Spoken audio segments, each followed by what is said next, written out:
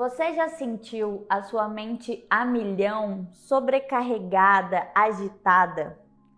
Aquele abafamento no peito, cheio de emoções, aquela angústia, perdido naquela sensação sufocante? Você já sentiu como se fosse vítima do seu entorno, como parece que está todo mundo contra você, tudo está contra você? Você já se pegou naquela situação de uma rotina estressante, cansativa, entediada?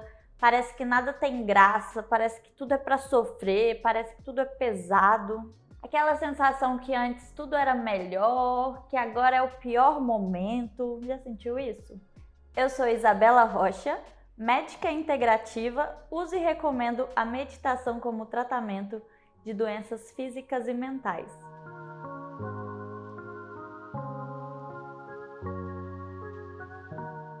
Esse é um dos maiores problemas atuais, a falta de foco. Não consegue ler uma página inteira sem viajar na maionese, sem lembrar o que leu no início. Está acontecendo muito.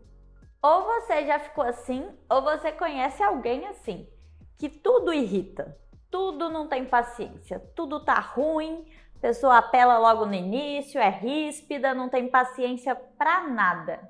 Essas sensações que eu falei agora são alguns dos exemplos que a gente sente quando a gente está no chamado modo sobrevivência. E esse modo sobrevivência, ele está muito agravado pelo nosso estilo de vida contemporâneo. E a principal problemática do estilo de vida contemporâneo é a gente estar ativo quase que 24 horas. A gente já acorda ligado, pilhado com aquele monte de coisa para fazer e vai para o trabalho, vai para a escola. Normalmente são lugares longe da nossa casa. E a gente volta, em vez da gente descansar, a gente tem mais coisas para fazer. Isso quando já não volta tarde da noite e mal tem tempo para dormir, né? A gente chega em casa e mexe no celular e vê TV e sempre sobrecarregando de informações, sobrecarregando de afazeres e sem aquele espaço para relaxar, para descansar. Eu vou trazer em outro vídeo essa abordagem de quais são as soluções. Mas agora vamos ver quais são os principais problemas. Então, a gente está ligado 24 horas, a gente se afastou dos ciclos naturais, assim como tem o dia, tem a noite, tem a primavera para nascer as flores, tem o outono para morrer as flores. Nós somos cíclicos e a gente precisa do ciclo para se manter, o ciclo de vida e morte, o ciclo de acordado e dormindo, que é chamado de vigília e sono, né, na medicina. Essas sensações são sinais de alarme que a gente está entrando na fase 3 do estresse, a fase de exaustão. Então, se você se encontra com essas sensações ou conhece alguém que está desse jeito, envia esse vídeo e acompanha, porque eu também vou trazer as soluções. Na nossa sociedade, a palavra estresse já está com um significado ruim, né? A pessoa estressada, estou estressado, isso me estressou. A gente fica vendo isso sempre como uma coisa negativa. Mas o estresse tem o lado positivo. Ele é fisiológico, ele é parte do nosso corpo e, então, lógico que ele tem uma função, né, gente? Que o Papai do Céu não faz nada à toa. O estresse, ele é chamado na medicina, né, na fisiologia, de sistema de luta ou fuga, ou seja, ele nos prepara para enfrentar ou fugir do desafio.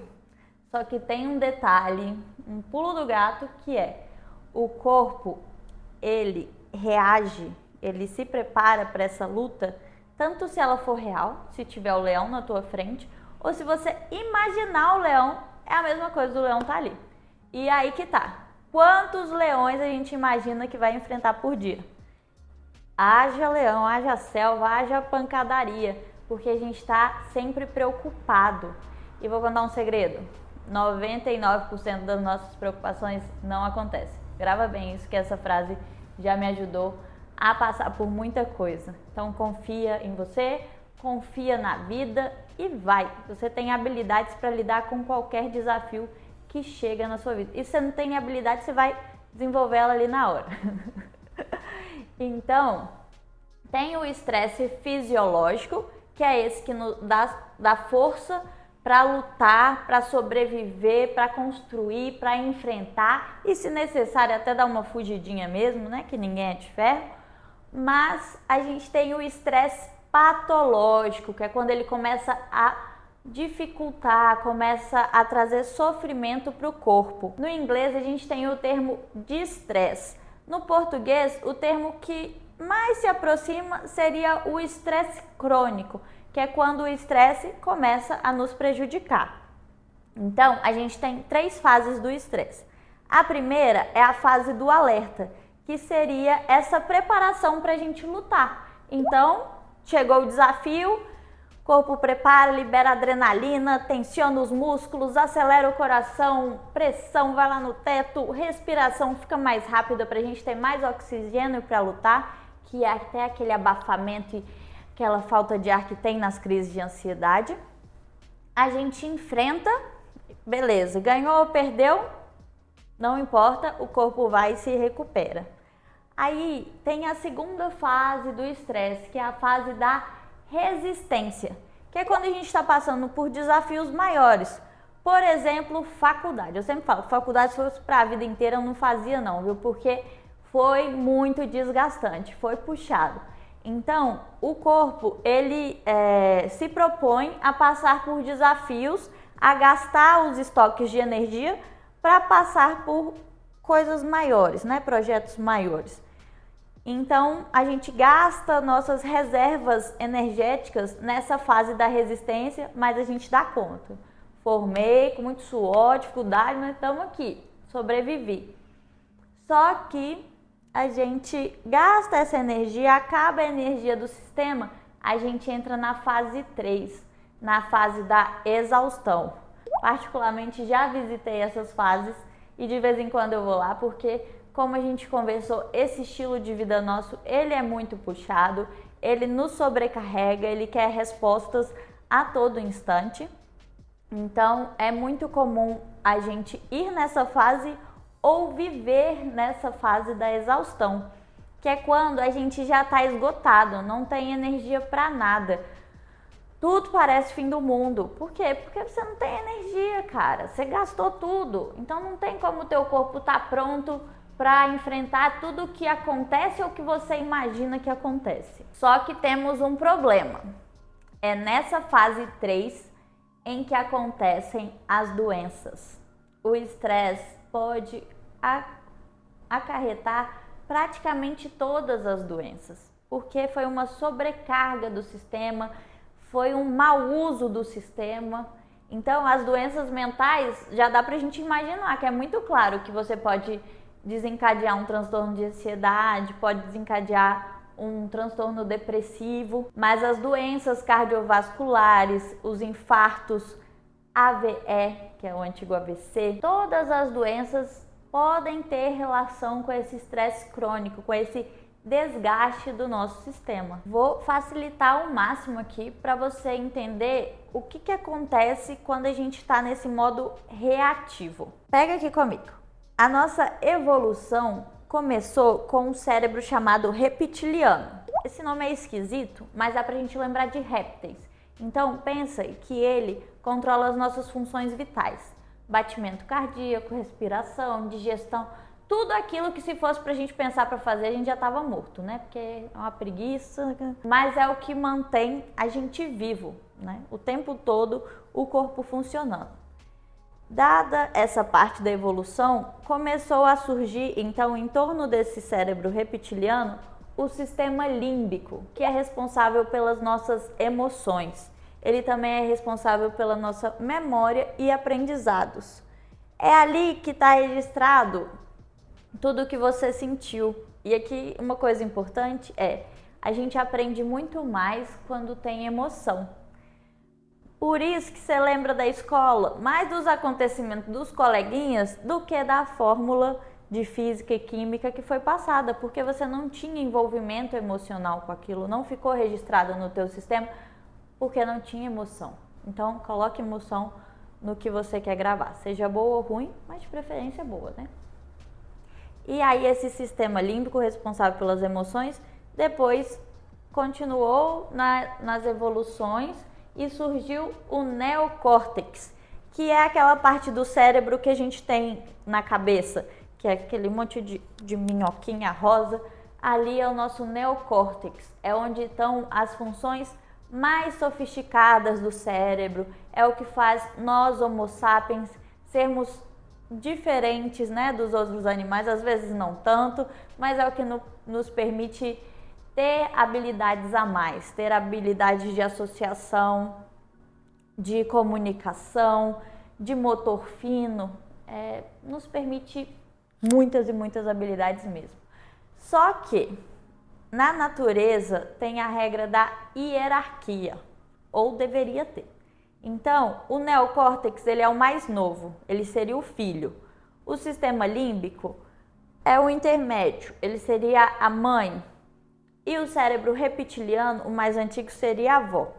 Então, a avó, se necessário, ela manda no filho e manda no neto, né?